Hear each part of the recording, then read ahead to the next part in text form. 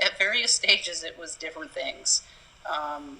It's such a journey and such a path of trying different things and figuring out what works and using it and you know pushing the things off that you tried and didn't work. And so the things that did work for me immediately really was that isolation, even though isolation is horrible for your for your mental state, and it can cause issues down the road with depression probably, and a whole host of other reasons why it's not healthy to be so isolated. But for me, isolation was the only solution, because it was the only place where my brain could find that calm and the symptoms would subside enough where I could where I could bear being in the day.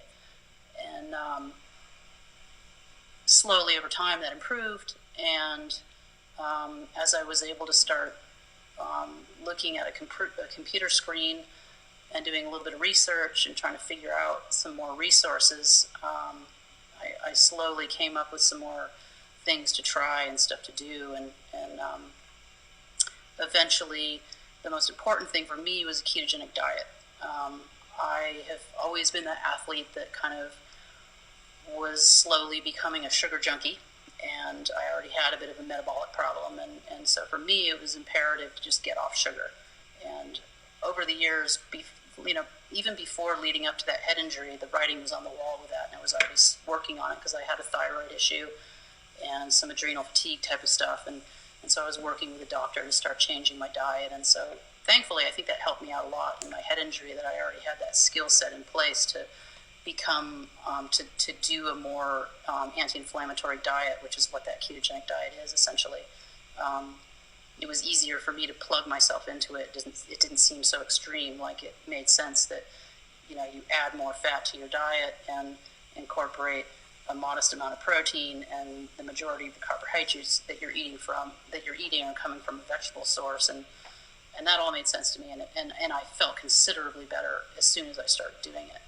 Even before I started measuring myself with a ketone meter and being actually measured in ketosis, I started feeling better. And then when I pushed myself a little bit further to actually be in measured ketosis, that's when everything changed, where I was like, wow, this is within a couple of days, my brain fog started to subside, which is very telling of how effective it is, right? Like, that brain fog is this persistent, consistent thing that you just carry it with you day after day after day.